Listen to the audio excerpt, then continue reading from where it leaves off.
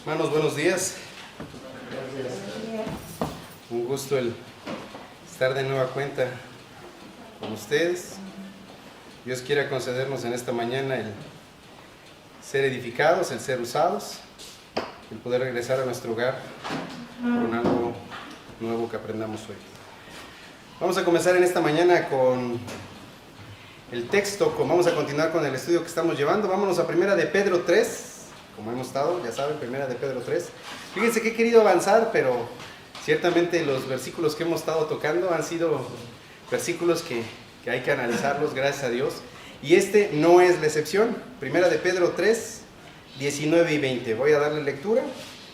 Primera de Pedro 3, 19 al 20. Le doy lectura, me siguen por favor con la mirada. Dice la palabra de nuestro Señor Dios, Primera de Pedro 3, 19 al 20, en el cual también fue y predicó a los espíritus encarcelados, los que en otro tiempo desobedecieron, cuando una vez esperaba la paciencia de Dios en los días de Noé, mientras se preparaba el arca, en la cual pocas personas, es decir, 8, fueron salvadas por agua. El tema de esta mañana lleva por nombre la urgencia de la salvación en Cristo Jesús. Recordarán que en la sesión anterior vimos o hablamos acerca de cómo fue que nuestro Señor Jesucristo, en el 1 Pedro 3:18, que dice: porque también Cristo padeció una sola vez por los pecados, el justo por los injustos, para llevarnos a Dios, siendo la verdad muerto en la carne, pero vivificado en espíritu. Vimos cómo es que este sacrificio tan perfecto que nuestro Señor Jesucristo hizo, el justo por los injustos, el bueno por los malos que somos nosotros, cómo es que Él se ofreció una sola vez por los pecados, no como lo vimos, que lamentablemente en el caso de estas celebraciones anuales que se hacen en el mundo, cada año están queriendo crucificar al Señor y cada año lo crucifican y cada año quieren repetir ese sacrificio que Él realizó. Y sabemos que no, que la palabra claramente nos dice que el Señor se ofreció una sola vez por los pecados, el justo por los injustos. ¿Para qué? Para poder llevarnos a Dios, para poder restaurar esta comunión con Dios, para poder de nueva cuenta estar en su presencia, poder hablarle y ser escuchados.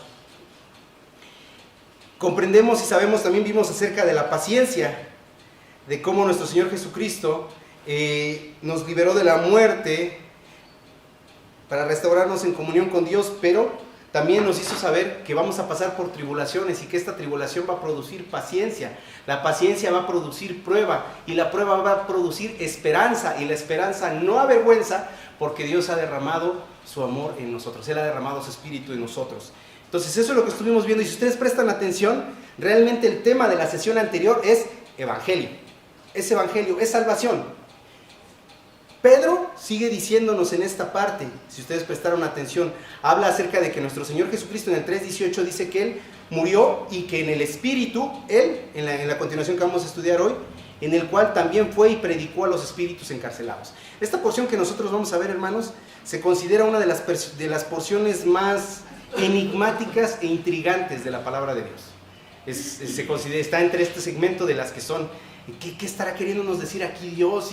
Y la gente se embebe y se preocupa mucho por lo que está queriéndonos decir Dios. Ciertamente debemos preocuparnos por lo que nos dice Dios, pero hay veces que sacan de contexto el estudio de la palabra de Dios. Recordarán que la palabra de Dios claramente nos explica que ningún pasaje es de interpretación privada. ¿Qué significa eso? Que si nosotros estudiamos un pasaje, siempre lo debemos de estudiar en su contexto. No podemos estudiar nada más versículos aislados, todo viene conectado, ¿ok? Entonces vamos a comenzar en esta mañana con una oración. Vamos a cerrar nuestros ojos para pedirle al Señor que nos ayude. Padre eterno, le doy gracias, Señor mío, porque nos guarda, porque nos protege, porque usted es Dios, Señor, porque usted es maravilloso con nosotros. Usted es tierno, Señor, usted es amoroso, usted nos sustenta, Padre eterno, nos da cada día lo que requerimos, Dios bendito. Gracias, Señor, porque nos ha guardado, porque nos ha concedido vida. Gracias, Padre, por traer comida a mis hermanos quienes viajaron, Señor. Gracias por darle las fuerzas mediante el tiempo que ellos estuvieron trabajando, Señor. Usted sabe la obra en la que ellos han estado trabajando, Señor. Le doy gracias por sus vidas, gracias por la vida de mis demás hermanos y hermanas que también, aun cuando se quedaron en sus hogares, Señor, le buscan, le quieren servir, Señor, con un corazón entregado. Gracias, Padre, le doy por sus vidas. Gracias por darnos la oportunidad de estar hoy aquí juntos y poder conocerle un poco más. Guíenos, por favor, en entendimiento, guíenos en comprensión, Señor. Denos, por favor, la sabiduría, esta sabiduría que usted da de forma sin medida, Señor mío. guíenos, utilíceme, le ruego por favor, para que hable su palabra, únicamente su palabra, Señor, ni mis ideas ni mis pensamientos, eterno Dios. Le agradezco pues por esta oportunidad, en el nombre de su unigénito Hijo, mi Rey, Señor y Salvador, Cristo Jesús. Amén. Entonces vamos a comenzar, primera de Pedro 3, 19 al 20, como ya leímos, en el cual también fue y predicó a los espíritus encarcelados. Cuando dice en el cual, se refiere al espíritu, que nuestro Señor Jesucristo estaba en el espíritu, y dice que fue y predicó a los espíritus encarcelados, los que en otro tiempo desobedecieron cuando una vez esperaba la paciencia de Dios en los días de Noé, mientras se preparaba el arca, en el cual pocas personas, es decir, 8, fueron salvadas por agua. Como les decía, esta porción se considera de las enigmáticas e intrigantes, e incluso hay hermanos que consideran esto dentro de los pasajes más difíciles. Lamentablemente este texto también ha sido muy mal utilizado, en el sentido de que ha sido tomado para poder diseminar las doctrinas falsas del purgatorio. Esa es una de ellas. O por ejemplo, otra, la salvación universal. Y les vamos a ver al detalle en unos momentos más. Voy a hablar de 5 interpretaciones, voy a explicarles 5 interpretaciones que se le dan normalmente a estos puntos. 3 de ellas son falsas interpretaciones, 2 son interpretaciones correctas. Primero les voy a dar las 3 falsas y después voy a continuar con las 2 que son correctas, ¿ok? En la primera interpretación, que es una interpretación rechazada, hay quienes afirman que Cristo Jesús, cuando ustedes prestan atención, ahí dice, en el cual también fue y predicó a los espíritus encarcelados, habla acerca de Cristo Jesús. Pero hay quienes dicen que no fue Cristo Jesús, sino que quien fue y predicó fue Enoc. Ahora, ¿de dónde toman esta idea o de dónde se toma esta enseñanza?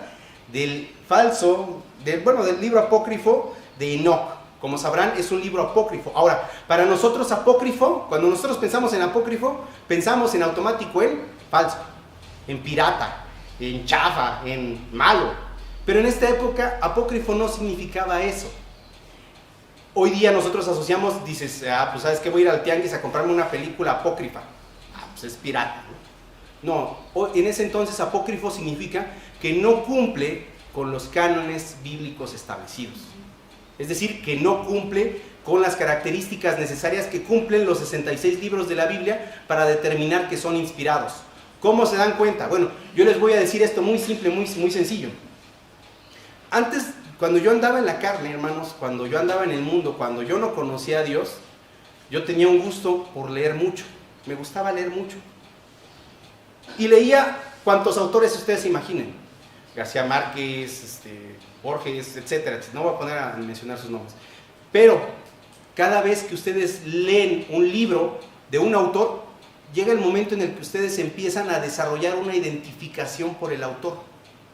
Ustedes pueden agarrar un libro sin que vean el título y lo empiezan a leer y dicen, este es Márquez. Luego me doy cuenta que es Márquez quien lo está escribiendo. Y ustedes empiezan a aprender a discernir o a identificar a cada escritor. Pero ¿saben? Algo que a mí me maravilló mucho cuando comencé a leer la palabra de Dios, cuando Dios me salvó, es que si ustedes leen los 66 libros están al unísono, están conectados. Se ve que es un mismo autor de toda la palabra de Dios. Aunque sabemos que la palabra de Dios fue escrita por distintas personas a través de los tiempos, si ustedes echan de ver el ritmo, la forma, la cadencia, la escritura, el color de la escritura, todo hace referencia a un mismo autor de la palabra de Dios. ¿Por qué les digo esto? Porque es la forma en la que quizá muy probablemente nuestros hermanos en Cristo en el pasado pudieron identificar todos estos libros que no cumplían con los cánones bíblicos. Es decir, leían y se identificaba que no era el autor, no era el mismo autor. Además, claro, de más cosas que le añadían. Realmente el libro de Enoc es un libro más bien místico, más bien fantasioso. No he tenido la oportunidad de leerlo, he leído segmentos de él. No he tenido la oportunidad de leerlo por completo, pero es más un libro místico. Entonces, en este libro se dice que realmente quien bajó fue Enoc, y dice que él realmente a donde fue al Tártaro o Tártarus. En una sesión anterior incluso nuestro hermano Víctor hablaba acerca de él, del Tártarus, acerca de que es el lugar en el que están resguardados, encarcelados los ángeles que cayeron, los ángeles que están como tal esperando el juicio eterno de parte de nuestro Señor Dios. Entonces dice, esta postura dice que fue Enoc realmente el que fue y le predicó a los ángeles y les dijo, ¿sabes qué? tu condenación está sellada. Es decir, Cristo Jesús ya resucitó y yo soy quien vengo en representación de Cristo Jesús para decirte que tu condenación ya está sellada, Ángel. La respuesta es no. Esta interpretación es una interpretación rechazada. Esta no es real porque, como les comento, si tomamos como una autoridad el libro de Enoc, entonces estamos fallando. Hay una única autoridad y esa autoridad es la Biblia. ¿Ok? Continuando con esto, vamos a la segunda, tercera y cuarta interpretación. Estas segunda, tercera y cuarta interpretación se basan en el versículo de Efesios 4, 8 al 9. Vámonos a Efesios 4, 8 al 9. Me voy a ir rápido. Efesios 4, 8 al 9 dice en la palabra: por lo cual dice, subiendo a lo alto, llevó cautiva la cautividad y dio dones a los hombres. Y eso de que subió, ¿qué es? Sino que también había descendido primero a las partes más bajas de la tierra. Ahora, esto plantea que cuando el Señor Jesucristo fue crucificado y murió, Él descendió al Hades, que es el lugar de los muertos. Ya en el pasado se les ha explicado que es el Hades. Nuestro pastor, cuando teníamos la sesión de Apocalipsis, el estudio de Apocalipsis, explicaba lo que es el Hades, que es el lugar de los muertos. ¿Dónde se encuentra el Hades? Abajo de nosotros, aquí. No puedo decirles que esté específicamente en el centro de la tierra, pero sabemos que está abajo de nosotros. Y este lugar de los muertos es un lugar donde se concentra o se puede dividir en tres partes. Uno es específicamente el lugar de los muertos al que van los que han muerto sin Cristo. El otro es el paraíso o el conocido como el seno de Abraham. Ahí iban todos aquellos que morían en Cristo, es decir, confiando en Cristo, los santos del Antiguo Testamento. Antes de que nuestro Señor Jesucristo viniera, ellos iban ahí. Y en el tercer segmento está el Tártaro, que es donde están los ángeles caídos, que están resguardados o están aprisionados aguardando el día del juicio. ¿Ok? Entonces, hacen esta conexión basándose en lo que nuestro Señor Jesucristo dice. De tal forma que en la segunda interpretación, que también es rechazada, hay quienes dicen que el Señor fue al Tártaro y fue a predicarles a los mismos ángeles, a decirles que su condenación estaba sellada. Si ustedes prestaron atención, primero fue Enoc. No fue Enoc. Luego la otra interpretación dicen, lo que pasa es que Jesucristo fue y le predicó en el Tártaro a los ángeles caídos. Tampoco fue así. ¿Por qué? Porque la palabra nos está diciendo que el Señor Jesucristo dice claramente que Él predicó a los que habían sido desobedientes durante los días de Noé. Si ustedes prestaron atención, en primera de Pedro 3:19 dice, en el cual también fue y predicó a los espíritus encarcelados, los que en otro tiempo desobedecieron cuando una vez esperaba la paciencia de Dios en los días de Noé. Y habla acerca de hombres. Entonces, esta también es errónea. ¿Por qué se las estoy comentando, hermanos? Porque muy probablemente van a escuchar esta doctrina allá afuera. Porque hay pseudoiglesias, hay pseudodoctrinas que manejan todo esto. Entonces son falsas. La tercera interpretación, que también es rechazada, y esta habla acerca de que hay personas que consideran que Dios es todo amor y misericordia. La respuesta es sí, Dios es todo amor y misericordia, pero no nada más Dios es amoroso y misericordioso, también Dios es justo. También Dios es justo. Esta habla acerca de que el Señor Jesucristo había ido a dos de las tres partes del Hades, es decir, había ido al lugar de los muertos y había ido al paraíso. Y en el lugar de los muertos fue y predicó acerca de las buenas nuevas de salvación, es decir, del nuevo pacto, del Evangelio de Cristo Jesús, haciéndole saber que Él ya había pagado el castigo por los pecados en la cruz, de tal forma que se les daba una segunda oportunidad para reconocer a Cristo Jesús como su Salvador. Esto es lo que utiliza la Iglesia católica, la Iglesia tradicional, para hablar acerca del purgatorio. Que hay cuando la gente muere, que va al purgatorio a esperar una sentencia para pasar y llegar al cielo y poder estar con Dios. No. También habla acerca de la salvación universal. ¿Qué significa esto?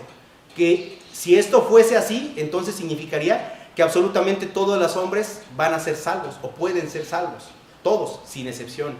Y esto no es así. La palabra no nos habla en ningún momento de que esto sea así. ¿Ok?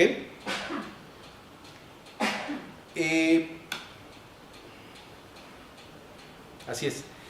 Esto significaría que el Señor Jesucristo murió por todos los hombres sin necesidad de arrepentimiento. Vamos a Lucas 16:26.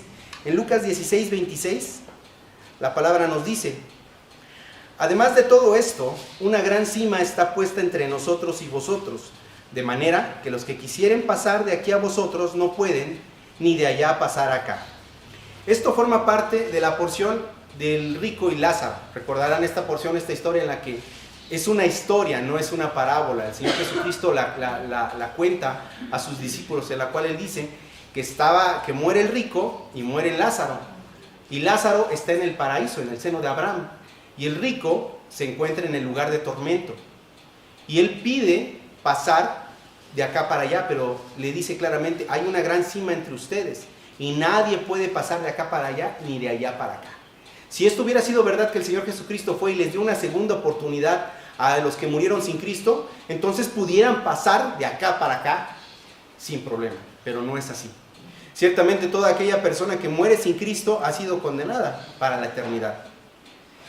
Esas son las tres interpretaciones falsas o erradas. Vamos a ir con la cuarta interpretación. Esta sí es una interpretación aceptada. En esta se plantea que nuestro Señor Jesucristo sí fue al Hades, pero fue al paraíso, al seno de Abraham como tal. Fue y les predicó. Ahora las personas preguntan, ¿qué predicó? Bueno, no sabemos, la palabra no nos lo dice específicamente lo que él predicó, pero podemos deducirlo. ¿Cómo? Recordarán que hace tiempo en sesiones anteriores nosotros explicábamos que en el pasado todos los que habían creído en Cristo Jesús, después de Génesis, cuando Dios le dice a la serpiente, que la simiente de Eva le va a herir en la cabeza y ella le va a herir en el calcañar. Ahí Dios está prometiendo un Salvador para la humanidad. Entonces, todos aquellos hombres que creyeron en que iba a venir un Salvador antes de que el Señor Jesucristo viniera, ellos estaban viendo al futuro, al Señor Jesucristo en su venida. Son los que cuando murieron, confiando en que Cristo Jesús, en que el Mesías, en que el Salvador vendría, ellos, que realmente creyeron con fe, fueron salvos y fueron al seno de Abraham a aguardar la venida de aquel que nunca vieron o que no vieron. Cuando el Señor Jesucristo baja o desciende, es como una confirmación. Aquí estoy, soy yo, sí vine, me aguardaron, aquí estoy, pero el Señor Jesucristo no se detuvo en eso. Nos explica la palabra que Él también, en su resurrección, los llevó al cielo. Recordarán lo que acabamos de leer hace unos momentos, cuando dice en Efesios 4, 8, 9, dice, por lo cual dice, subiendo lo alto, llevó cautiva la cautividad. Es decir, los que estaban cautivos en el seno de Abraham, en el paraíso, los llevó cautivos, los llevó con él al cielo. Y dice la palabra, llevó cautiva la cautividad y dio dones a los hombres. ¿Y eso de que subió qué es? Sino que también había descendido primero a las partes más bajas de la tierra. Entonces el Señor Jesucristo llevó consigo a todos los santos del Antiguo Testamento. ¿A dónde? Al cielo. Comprendemos que entonces, a partir de ahora, el paraíso está vacío. El seno de Abraham está vacío.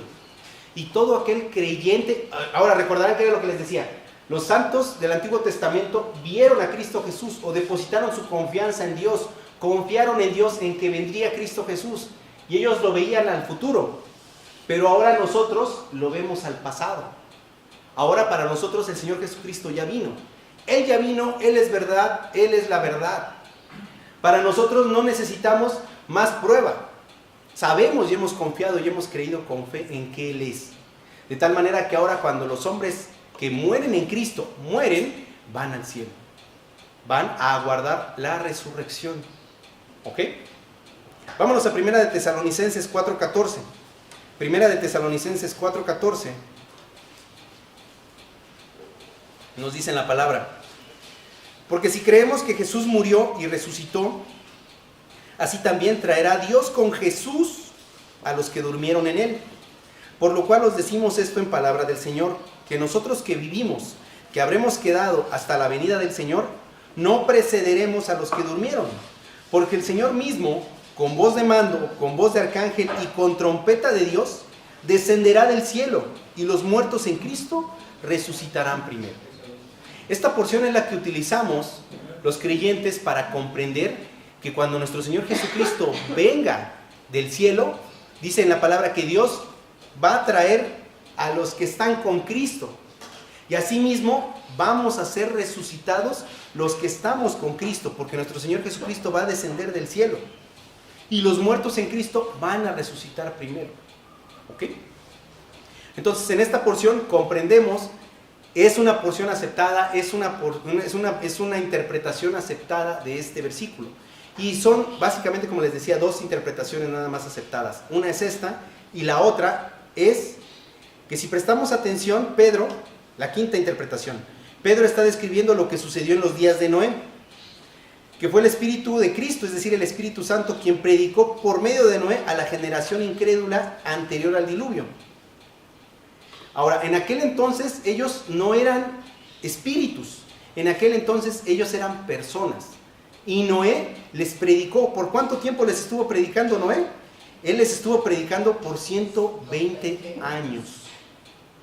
Por 120 años Noé recibió el mandato de Dios. Y estos 120 años es el tiempo que Noé tomó para construir el arca. Y él estuvo predicándoles. ¿Para qué? Para que se arrepintieran. Para que se arrepintieran de su maldad. Sin embargo, los, vamos a llamarles prediluvianos, antes del diluvio, los prediluvianos rechazaron las advertencias de Noé y no creyeron en Cristo.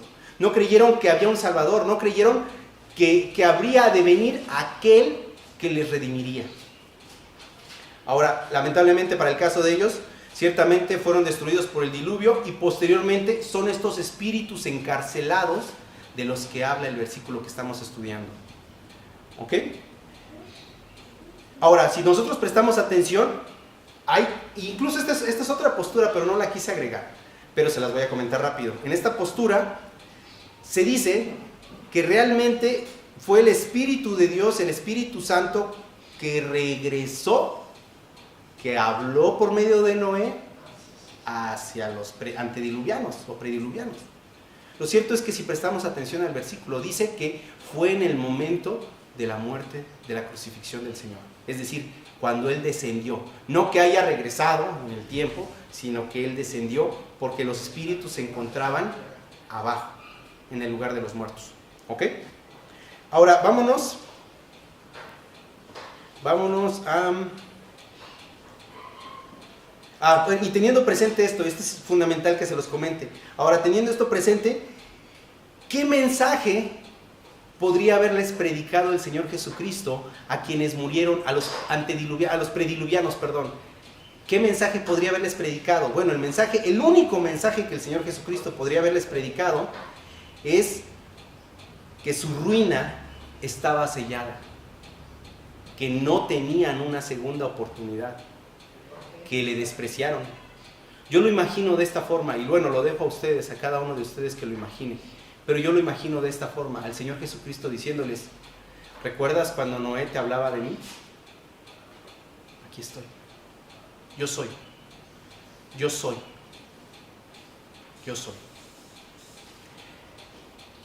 Ciertamente el Señor, nuestro Dios, estuvo trabajando con los prediluvianos, pero también sigue trabajando con las personas hoy día. Y hay muchas personas que siguen despreciándolo, que siguen sin creer. Si vámonos a Juan 3, 16 al 18. Juan 3, 16 al 18. Juan 3, 16 al 18 dice: porque de tal manera amó Dios al mundo que ha dado a su Hijo unigénito, para que todo aquel que en Él cree no se pierda, mas tenga vida eterna. Porque no envió Dios a su Hijo al mundo para condenar al mundo, sino para que el mundo sea salvo por Él.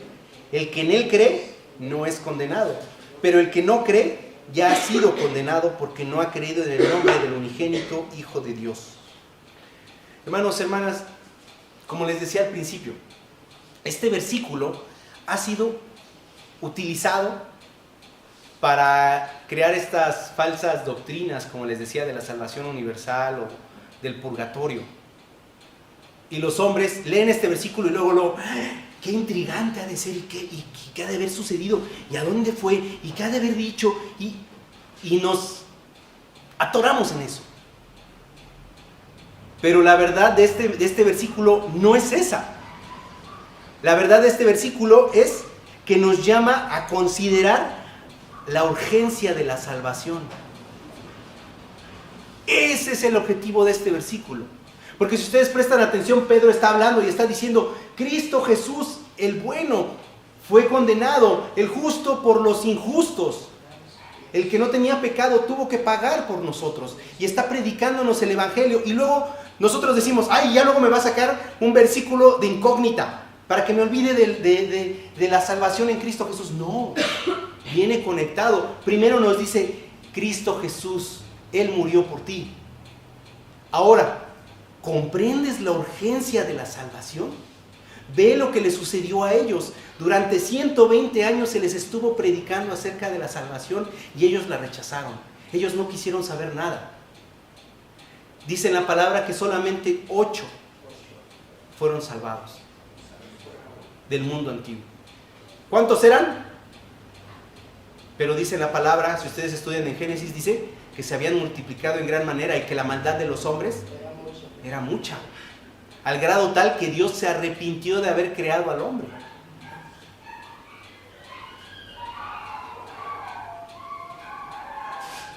Hermanos, ciertamente Dios, debemos de tener presente que la eternidad es para siempre y no hay otra oportunidad. La eternidad es para siempre y no hay otra oportunidad. Dios está tratando con la gente ahora, así como les decía con los antediluvianos, y Él es paciente, Él le da el tiempo al hombre, Él le da la oportunidad para que se arrepienta. Una y otra vez le permite que vea el amanecer, un nuevo día, un nuevo minuto, una nueva tarde, una nueva noche, un nuevo amanecer. Arrepiéntete, te estoy dando la oportunidad. Estás oyendo, tienes tu Biblia, ¿qué más necesitas? Ven a mí, te estoy llamando, dice el Señor. Pero nosotros le rechazamos y le rechazamos. Dios es paciente, pero este es un claro ejemplo de que su paciencia en ese sentido no es para siempre. Dice la palabra también en otra porción, dice el Señor que Él no quiere la muerte del que muere impíamente, sino que Él es paciente para con todos los hombres, no queriendo que ninguno perezca, sino que todos procedan al arrepentimiento. Entonces Dios ciertamente quiere que todos los hombres se arrepientan. Eso es lo que Dios quiere y por esa razón nos da la oportunidad de una nueva vida. Y si seguimos leyendo en 1 de Pedro 3:20, y aquí voy a destacarlo: mientras se preparaba el arca, en la cual pocas personas, es decir 8, fueron salvadas por agua. En 1 de Pedro 3:20 ven. Entonces, como les decía, los antediluvianos tuvieron un testigo durante 120 años, que fue Noé. Ellos respondieron con escarnio, con rechazo, y ciertamente nosotros nos preguntamos: ¿por qué solamente fueron 8? O incluso hoy día nos preguntamos: ¿por qué nosotros sí hemos creído en el Dios verdadero? ¿Por qué nosotros sí creemos en Cristo Jesús, quien es Dios? ¿Por qué somos tan pocos? ¿Por qué somos tan poquitos? ¿Por qué no está esta sala llena? ¿Por qué no hay gente formada allá afuera? ¿Por qué no hay gente más por aquí? ¿Por qué somos tan pocos? Bueno, nos acaba de dar un claro ejemplo Dios. Eran cientos, eran miles, tal vez millones, los que murieron en el diluvio. Pero de esos millones, solamente 8 se salvaron.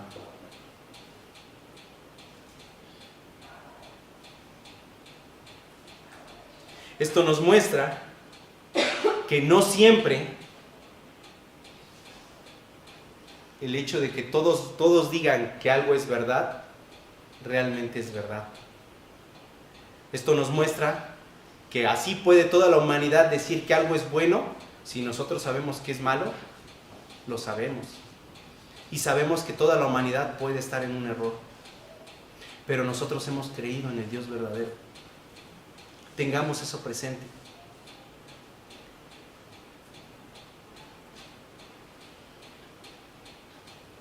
Ciertamente, hermanos, de forma general siempre es un pequeño remanente los que hemos creído. Y nuestra fe no debiera de vacilar por el número de creyentes. Eso hay que tenerlo bien presente. No porque digamos, pues es que son bien poquitos. ¿Para qué voy? No, ¿para qué voy los miércoles? Son bien poquitos. No, hermanos. Nuestra fe no debiera de estar puesta en los ojos de los números, no debiera de estar puestas en cosas sin sentido, sino realmente en el querer o en el buscar agradar a Dios. Ese es el objetivo, agradar a Dios, no agradar a los hombres. Sigue diciéndonos, ciertamente cuando ustedes prestan atención en el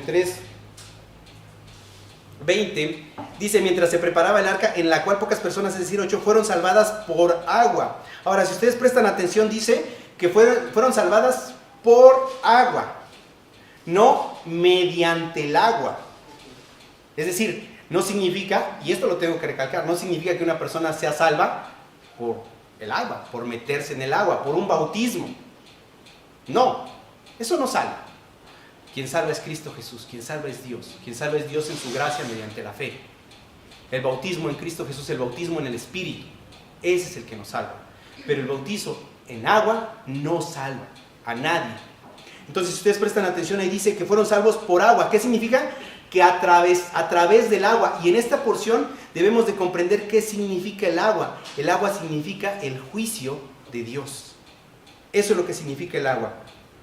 A través del cual Dios, es decir, Dios les hizo pasar por el agua para llevarlos sanos y salvos. ¿En qué? En el arca.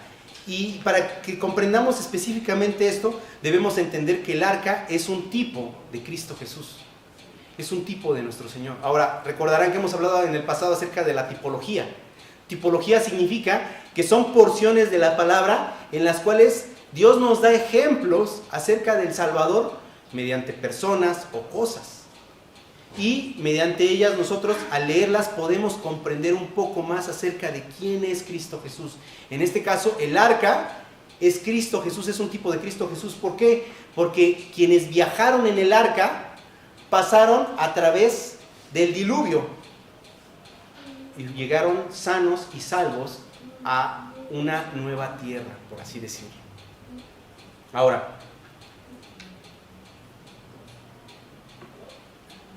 ciertamente quienes estaban dentro del arca se salvaron, pero quienes estaban fuera del arca perecieron completamente. Y para eso vamos a ver 6 puntos a considerar en el arca, pero me voy a ir fast, rapidísimo, porque quiero terminarlo, hermanos, porque no puedo dejarles esto a medias.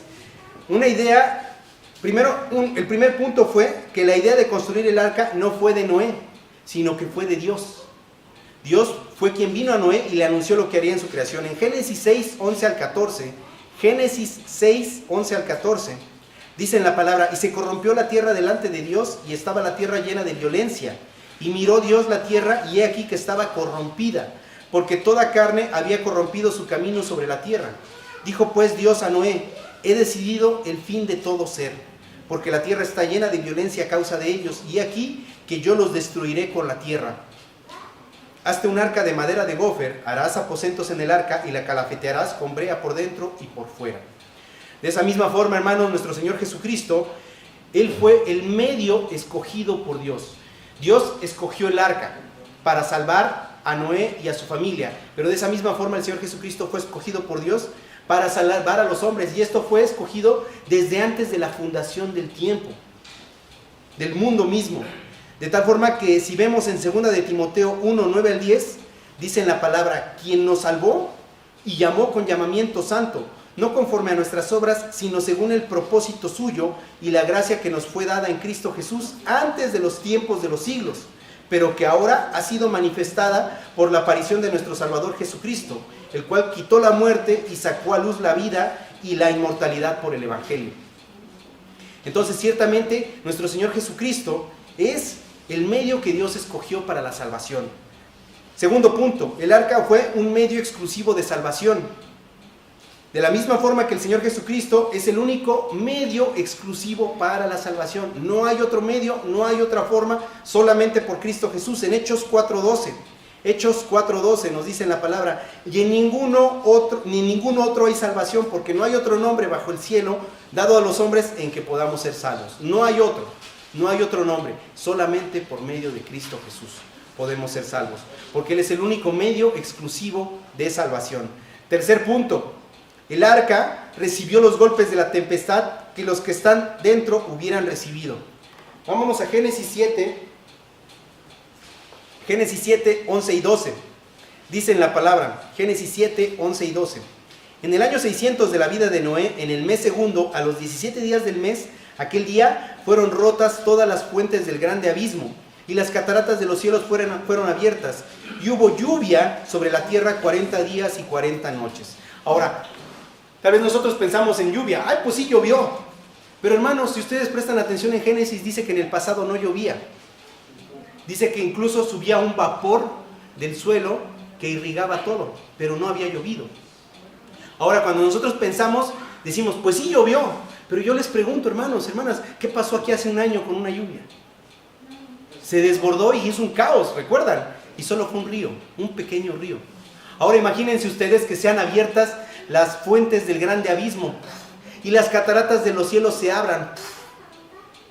No fue algo suave, no fue algo tranquilo, fue algo sin duda majestuoso, fue algo impresionante, fue algo enorme, fue algo tremendo, que hizo que estuviera lloviendo durante 40 días y 40 noches. Ahora imaginamos un chipi de 40 días y 40 noches. No, un tormentón de agua, una precipitación tal de agua, que dice la palabra que lo que hizo es que llenó toda la tierra de agua, de tal forma que el monte más alto fue cubierto 7 metros por encima de su cúspide.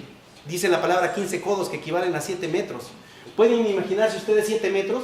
Estamos hablando de que aquí, ¿cuánto habrá? Unos 3,5, 4 metros. Súmenle otro tanto igual. Y este era el límite de la montaña más alta en aquel entonces. ¿Qué hombre aguantaría nadar durante 40 días y 40 noches en una tormenta? Ahora imagínense toda la creación siendo destruida en aquel momento, todos los árboles destruidos, toda la cantidad de animales, toda la cantidad de muerte y de destrucción que hubo, personas, cuántas murieron, cuántos cuerpos golpeando el arca una tras otra, junto con los maderos, junto con toda la destrucción, junto con todo, golpeando una y otra vez incesantemente el arca. Pero el arca mantuvo a salvo a quienes iban en ella. Y este es un tipo perfecto y claro de nuestro Señor Jesucristo. ¿Cómo es que Él en la crucifixión fue golpeado y fue martirizado? ¿Por quién? Por usted, por mí. Aquel castigo que merecíamos por la eternidad, Él lo recibió. Él lo recibió. Y fue golpeado y una y otra vez golpeado y maltratado. Este es un tipo perfecto de nuestro Señor Jesucristo. Es un cuadro ciertamente muy adecuado, hermanos. De tal forma que en Isaías 53, 4 al 6 dice en la palabra: ciertamente llevó Él nuestras enfermedades y sufrió nuestros dolores, y nosotros le tuvimos por azotado, por herido de Dios y abatido. Mas Él herido fue por nuestras rebeliones, molido por nuestros pecados. El castigo de nuestra paz fue sobre Él, y por su llaga fuimos nosotros curados. Todos nosotros nos descarriamos como ovejas, cada cual se apartó por su camino, mas Jehová cargó en Él el pecado de todos nosotros. Ciertamente Él llevó toda la carga que era de nosotros. Cuarto, la entrada en el arca fue voluntaria. Ciertamente Dios mandó a Noé que entrase en el arca una vez que la había terminado junto con toda su familia, pero de cierta forma su entrada fue voluntaria. Nosotros sabemos claramente que nadie puede venir a Dios, nadie puede venir al Señor Jesucristo si el Padre no le trajese primero. Eso lo sabemos, y eso es predestinación, y eso es realidad, y es una verdad en la palabra. Pero ellos tenían la oportunidad de no obedecer. Ellos pudieron haber decidido no obedecer a Dios, sin embargo, decidieron obedecer. Y es lo que Dios quiere, que obedezcamos, hermanos. En Juan 3, 19 al 21 dice, y esta es la condenación, Juan 3, 19 al 21, que la luz vino al mundo y los hombres amaron más las tinieblas que la luz, porque sus obras eran malas. Porque todo aquel que hace lo malo aborrece la luz y no viene a la luz para que sus obras no sean reprendidas, mas el que practica la verdad viene a la luz para que sea manifiesto que sus obras son hechas en Dios. Y en Juan 6, 37 al 40, todo lo que el Padre me da vendrá a mí, y al que a mí viene no le echo fuera, porque he descendido del cielo no para hacer mi voluntad, sino la voluntad del que me envió. Y esta es la voluntad del Padre, el que me envió, que de todo lo que me diere no pierda yo nada, sino que lo resucite en el día postrero. Y esta es la voluntad del que me ha enviado, que todo aquel que ve al Hijo y cree en Él, tenga vida eterna, y yo le resucitaré en el día postrero. Ciertamente toda aquella persona que se arrepiente y que obedece al llamado de Dios, va a recibir esta promesa hermosa de la vida eterna. Y bueno, el quinto, la entrada en el arca era libre. Ciertamente, como les decía, Noé anunció durante 120 años que podían arrepentirse y venir a Cristo Jesús como su salvador. Bueno, venir al arca, que se arrepintieran, que creyeran en la palabra de Dios. Sin embargo, los hombres no lo hicieron. No había una restricción. Si ellos hubieran venido ante Noé y decirle, Noé, he creído que Dios te ha hablado. Pero lejos de eso, lo que hacían era burlarse, lo escarnecían. Decían, estás loco, ¿cómo llevas 120 años construyendo eso? ¿Cuál lluvia? ¿Qué es eso de la lluvia? ¿Qué es? ¿Es agua cayendo del cielo? Agua cayendo del cielo, estás loco. No, Dios me habló, no, estás loco. Nadie le creyó y lo despreció. Ciertamente, hermanos, Dios, quien es rico en misericordia, Él nos ha salvado por medio de su gracia mediante la fe. Al final todo era un acto de la voluntad. Al final, si ellos hubieran decidido arrepentirse, hubieran podido entrar libremente al arca. Y en el sexto punto, después de que entraron en el arca, aquellos que creyeron y obedecieron a Dios, la puerta fue cerrada y Dios cuidó de ellos. Ciertamente, hermanos, cuando nosotros hemos sido salvos, así como esta arca protegió a Noé y a su familia, de esa misma forma nosotros los que hemos creído en Cristo, estamos protegidos por Cristo. Y vamos a pasar mediante la tempestad que es este mundo, que es solo un poco aquí. Y vamos a sufrir penalidades y tal vez tribulación, pero vamos protegidos por Cristo y vamos a llegar al punto en el que desciendan las aguas, de que se termine el juicio y finalmente estemos una eternidad con Dios. Filipenses 1:6 dice, estando persuadido de esto, que el que comenzó en vosotros la buena obra la perfeccionará hasta el día de Jesucristo. Y en primera de Tesalonicenses 4:16 al 18, porque el Señor mismo, con voz de mando, con voz de arcángel y con trompeta de Dios, descenderá del cielo, y los muertos en Cristo resucitarán primero. Luego, nosotros, los que vivimos, los que hayamos quedado, seremos arrebatados juntamente con ellos en las nubes para recibir al Señor en el aire, y así estaremos siempre, siempre con el Señor. Por tanto, alentaos los unos a los otros con estas palabras. ¿Cuáles son estas palabras perfectas? Que hasta el día de Jesucristo vamos a ser arrebatados y estaremos en una eternidad con Dios, hermanos. Conclusión. Ciertamente, primera de Pedro 3, 19 al 20, como les decía hace un momento, no es para que nos centremos en la intriga, en el pensamiento de ¿qué les habrá predicado? ¿Cuánto tiempo habrá estado? ¿Qué les habrá dicho? Ciertamente Cristo Jesús, si somos fieles a la palabra, lo que Él predicó fue una confirmación de su existencia. Fue una confirmación de yo soy el Redentor, yo soy el Mesías prometido y aquí estoy. Aquí estoy. Y no solamente voy a terminar aquí, sino que incluso voy a resucitar y los voy a llevar conmigo a los santos del Antiguo Testamento, y lo cumplió. Por lo tanto, hermanos, como les decía, debemos de tener presente también que la paciencia, como les decía, esto nos llama más a una urgencia de la salvación, y esto es que la paciencia de Dios hacia el hombre pecador no será para siempre. No será para siempre. Aunque la eternidad sí es para siempre, una vez muerto, ya no hay otra oportunidad. Ya no hay más oportunidades. Ciertamente Dios es paciente con todos y nos da tiempo, nos da vida, nos da oportunidades de que vengamos a Él. Y si usted, hermano, hermana, es salvo, es salva, venga a Dios. No desperdicie más el tiempo. Vamos a orar. Padre Santo, le damos gracias, Señor mío, porque nos da la oportunidad de estar aquí juntos. Gracias, Señor mío, por su palabra bendita. Gracias, Señor, por amarnos, por guardarnos, por guiarnos, por darnos la oportunidad de conocer su palabra un poco más, por darnos el discernimiento y el entendimiento de estas palabras, Señor, por los hermanos en Cristo quienes también tomaron en el pasado tiempo para estudiar esto y por medio de los cuales podemos tener también esta enseñanza. Le alabamos, le glorificamos y le damos gracias, Señor, porque usted es el único digno de toda la honra y la gloria. En el nombre de su unigénito Hijo, mi Señor, Rey y Salvador Cristo Jesús, le doy gracias. Amén.